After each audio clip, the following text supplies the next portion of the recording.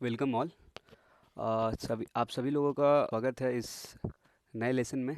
जिस लेसन में हम लोग पढ़ने वाले हैं प्रोग्रामिंग फॉर प्रॉब्लम सॉल्विंग, जिसे हम लोग पीपीएस भी बोलते हैं शॉर्ट फॉर्म में। तो पीपीएस एक ऐसा पेपर है जो हर फर्स्ट ईयर स्टूडेंट को पढ़ना होता है जब वो इंजीनियरिंग कॉलेज में जाते हैं। या तो वो पहले सेमेस्टर में पढ़ते हैं या तो सेकेंड सेमेस्टर में उनका पेपर होता है पीपीएस। पीपीएस का मेन मोटो ये है कि हर स्टूडेंट को प्रोग्रामिंग आनी चाहिए एक मिनिमम लेवल तक। ज़्यादा लेवल पे नहीं बट एक मिनिमम नॉलेज होनी चाहिए प्रोग्रामिंग की। तो जिस प्रोग्रामिंग लैंग्वेजेज होते हैं काफ़ी सारे, और जिस प्रोग्रामिंग लैंग्वेजेज को हम लोग इस कोर्स में पढ़ने वाले हैं जो हमारे फर्स्ट ईयर के कोर्स में है, उस लैंग्वेज का नाम है सी।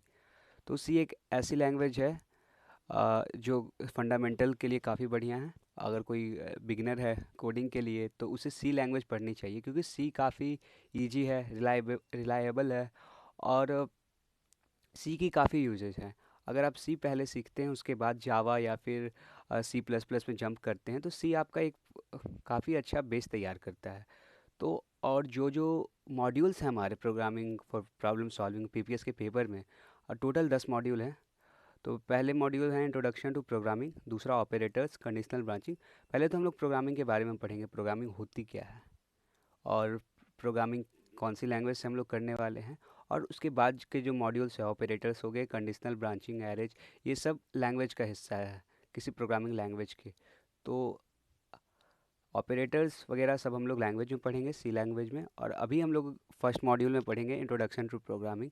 इसमें फर्स्ट मॉड्यूल में हम लोग डिस्कस करने वाले हैं कि कंप्यूटर्स क्या होते हैं, कंप्यूटर्स के डिफरेंट कंपोनेंट्स क्या होते हैं, और इनपुट क्या होता है, आउटपुट क्या होता है। उसके बाद हम लोग प्रोग्रामिंग की तरफ चलेंगे। तो हम लोग प्रोग्रामिंग की तरफ चलते हैं। तो पहला मॉड्यूल है हमारा इंट्रोडक्शन टू प्रोग्रामिंग। तो प्रोग्रामिंग क्या होता है, तो पहले हम लोग ये जाने कि प्रोग्रामिंग क्या होता है। उससे पहले कि हम लोग पहले जानते हैं कि कंप्यूटर्स क्या होते हैं। तो कंप्यूटर्स क्योंकि हम लोग डे टू डे लाइफ में डेली यूज़ कर रहे हैं, हर दिन यूज़ होता है कंप्यूटर्स हमारे यहाँ। और ऑलमोस्ट हर एक काम में अब कंप्यूटर्स की इन्वॉल्वमेंट है। तो अगर आपसे कोई पूछता है कि कंप्यूटर क्या है तो आपके दिमाग में एक इमेज आती है कंप्यूटर की, जो कि आपने अब तक देखा हो कंप्यूटर्स के हिसाब से, कि एक मॉनिटर होता है, एक कीबोर्ड, एक माउस, और इस तरीके का एक इमेज आपके दिमाग में कंप्यूटर का होगा। बट कंप्यूटर के फिजिकल सिग्निफिकेंस को ना देखते हुए अगर हम लोग पूछ आपसे कोई पूछे कि कंप्यूटर क्या होता क्या है एक्चुअल में, उसका काम क्या है, तो आप बोलोगे कंप्यूटर कैलकुलेट काफ़ी फास्ट करता है। और और कंप्यूटर काफ़ी फास्ट कैलकुलेट करता है, सब कुछ प्रोसेस भी काफ़ी फास्ट करता है, और ह्यूमन लाइफ को काफ़ी इजी कर चुका है कंप्यूटर। तो सबसे पहले ये बात यह है कि कंप्यूटर एक डिवाइस है, और कंप्यूटर एक इलेक्ट्रॉनिक डिवाइस है। डिवाइस में भी इलेक्ट्रॉनिक डिवाइस है, बहुत सारे डिवाइसेस होते हैं, बट कंप्यूटर एक इलेक्ट्रॉनिक डिवाइस है जो ऐसे काम करता है कि अगर आप यूजर हो तो आपसे डेटा लेगा वो इनपुट की तरह, और आपको उस डेटा के हिसाब से, जिस तरीके से आपने इंस्ट्रक्शन उसे दिए हैं उस इंस्ट्रक्शन के हिसाब से आपको वो आउटपुट देगा। तो कंप्यूटर क्या करेगा, हमें डेफिनेशंस देखनी हो, कंप्यूटर्स की डेफिनेशन देखनी हो, तो नॉर्मल सा एक काफ़ी बेसिक सा डेफिनेशन ये हो जाएगा कि एक कंप्यूटर जो है इलेक्ट्रॉनिक डिवाइस होता है जो कि प्रोग्रामेबल है। कभी भी आप प्रोग्राम कर सकते हैं उसे अपने हिसाब से, जो कि हमारे इंफॉर्मेशन को प्रोसेस करने में काफ़ी हेल्प करता है। और हम लोग उसमें स्टोरेज के लिए भी कंप्यूटर यूज करते हैं, हम लोग स्टोरेज के पर्पज़ से भी कंप्यूटर को यूज कर सकते हैं। तो कंप्यूटर्स जो है काम कैसे करता है, अगर इस पे हम लोग बात करें कि हाउ डज कंप्यूटर वर्क्स, तो कंप्यूटर क्या करता है कि आपसे इनपुट लेता है, यूजर से इनपुट लेता है डेटा के फॉर्म में, और उस डेटा को ट्रांसलेट करता है बाइनरी नंबर में। तो बाइनरी नंबर अब क्या होता है, बाइनरी नंबर्स जो होते हैं वो नंबर्स होते हैं कोड के फॉर्म में, लाइक 10 10 0 1। तो 10 10 कंप्यूटर को समझ में आती है, इसे कहते हैं हम लोग कंप्यूटर लैंग्वेज। तो कंप्यूटर का अगर हम लोग इंस्ट्रक्शन देते हैं ना, कोई भी इंस्ट्रक्शन अगर हम लोग कंप्यूटर को दे रहे हैं, तो वो इंग्लिश नहीं समझता कंप्यूटर, ना ही हिंदी समझता है। तो कंप्यूटर एक अपनी लैंग्वेज समझता है, जिस जिस लैंग्वेज को हम लोग कहते हैं बाइनरी लैंग्वेज। बाइनरी नंबर्स होते हैं और उसे बाइनरी लैंग्वेज भी कहते हैं और कंप्यूटर लैंग्वेज कहते हैं। तो बाइनरी लैंग्वेज में बेसिकली 10 0 1, यही 10 के फॉर्म में होता है, या तो 10 0 1 या फिर 10 1 0, ऐसे करके कोडिंग होती है। तो कंप्यूटर क्या करता है कि आप अगर उसे कुछ इन्फॉर्मेशन दे रहे हैं, आप इनपुट दे रहे हैं, तो उस इनपुट को पहले पहले वो कन्वर्ट करता है बाइनरी नंबर्स में।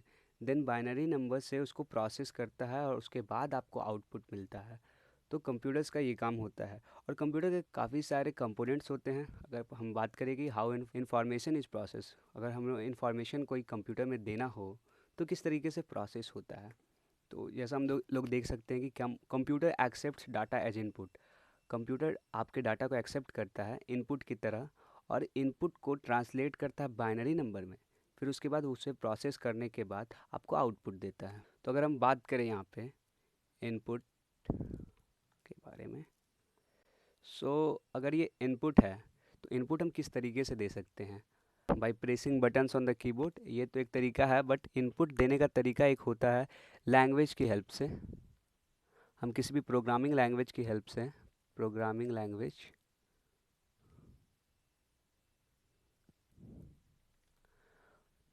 प्रोग्रामिंग लैंग्वेज की हेल्प से हम लोग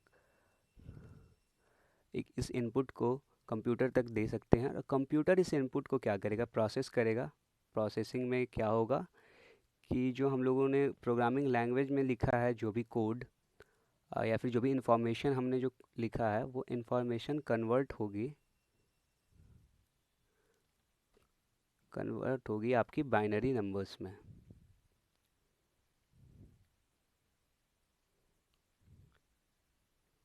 और बाइनरी नंबर्स को प्रोसेस करने के बाद फिर वो आउटपुट हमें मिलता है, जो आउटपुट हमें चाहिए।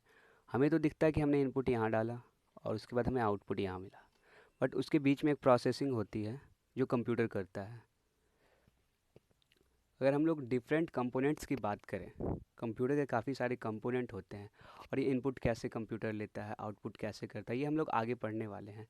जब हम लोग सी लैंग्वेज की तरफ जाएंगे, सी लैंग्वेज जब हम लोग स्टार्ट करेंगे, तो लैंग्वेज में हम लोग देखेंगे कि क्यों हम लोगों को प्रोग्रामिंग लैंग्वेज की ज़रूरत पड़ी। हम लोग नॉर्मली क्यों नहीं बता सकते कंप्यूटर्स को जो जो भी इंफॉर्मेशन, जो भी इनपुट हम देना चाहते हैं, उसके लिए प्रोग्रामिंग लैंग्वेज की ज़रूरत पड़ी। पहले हमें प्रोग्रामिंग लैंग्वेज की ज़रूरत पड़ती है, फिर हमें कंपाइलर की ज़रूरत पड़ती है, फिर कंपाइलर उसे कंपाइल करके कंप्यूटर तक पहुंचाता है, और कंप्यूटर उसे प्रोसेस करने के बाद हमें आउटपुट देता है। ठीक है। तो अगर हम लोग डिफरेंट कंपोनेंट की बात करें कंप्यूटर की, ज़्यादा कंफ्यूज नहीं होते हैं। आगे जाकर हम लोग काफ़ी डिटेल में पढ़ेंगे ये सब, कि कैसे इनपुट प्रोसेस होता है। जब हम लोग सीपीयू के बारे में पढ़ रहे होंगे कि सीपीयू में रैम कैसे काम करता है, मेमोरी कैसे काम करती है, तो उस टाइम हम लोग देखेंगे कि डिटेल में जाकर कि किस तरीके से। ये तो मैं बस ओवरव्यू दे रहा हूँ आप लोगों को कि कंप्यूटर क्या है और कंप्यूटर प्रोसेस करके कैसे काम करता है। ये बस ओवरव्यू है, इसके अंदर काफ़ी डिटेल्ड है। तो हम लोग पहले अभी कंप्यूटर पढ़ लेते हैं। तो कंप्यूटर के कंपोनेंट्स के बारे में अगर हम लोग बात करें, तो कंप्यूटर्स के दो कंपोनेंट होते हैं। पहला तो होता है हार्डवेयर, एक कंपोनेंट हो गया हार्डवेयर। हार्डवेयर कंपोनेंट अब हम लोग किसे बोलेंगे? हार्डवेयर कंपोनेंट उससे बोलेंगे जिसका एक फ़िज़िकल सिग्निफिकेंस हो।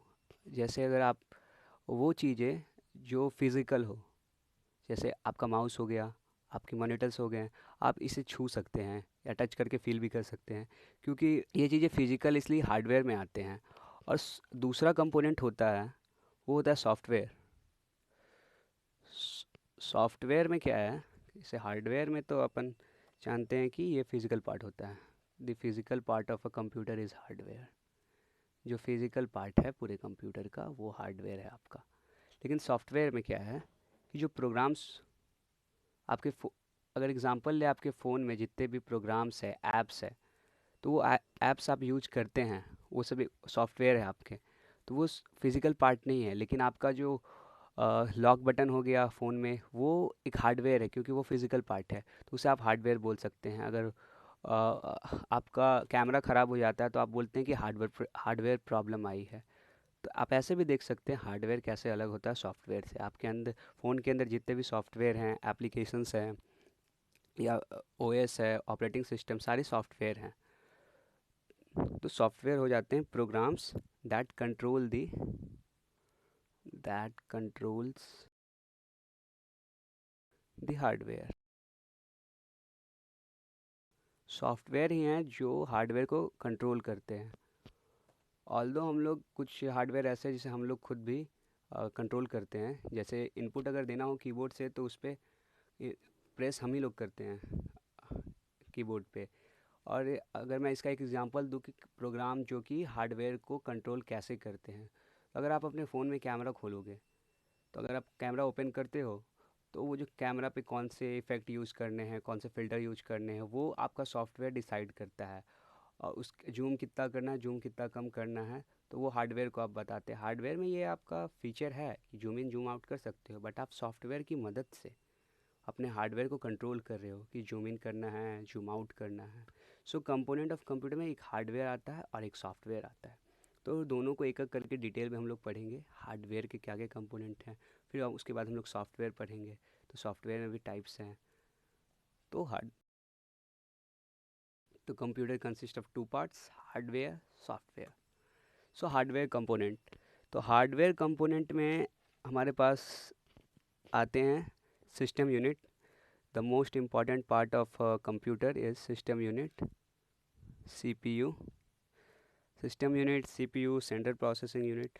तो हार्डवेयर कंपोनेंट में हम लोग पढ़ेंगे सीपीयू, और सीपीयू के अंदर काफ़ी कुछ है पढ़ने को, जैसे कि द प्रोसेसर, प्रोसेसर का क्या काम है, मेमोरी, मेमोरी भी रैम, रोम, स्टोरेज, रिमूवल स्टोरेज डिवाइसेस, ये सारी चीज़ें हमें पढ़नी है। तो सिस्टम यूनिट हो गया हार्डवेयर कंपोनेंट में, अपना कीबोर्ड हो गया, मॉनिटर हो गया, ये सारी चीज़ें, माउस, प्रिंटर, ये सारी चीज़ें हमारी हार्डवेयर कंपोनेंट में आ गए। फिर पहले डिस्कस करेंगे हम लोग सिस्टम यूनिट। तो सिस्टम यूनिट में जो डिस्कस करने वाले वो होगा हमारा प्रोसेसर, द प्रोसेसर। उसके बाद मेमोरी, मेमोरी में भी आपका रैम पहले आएगा, फिर रोम आएगा, देन स्टोरेज। स्टोरेज में हमें पढ़ना है हार्ड डिस्क के बारे में, मतलब स्टोरेज हार्ड डिस्क में ही सेव होती है।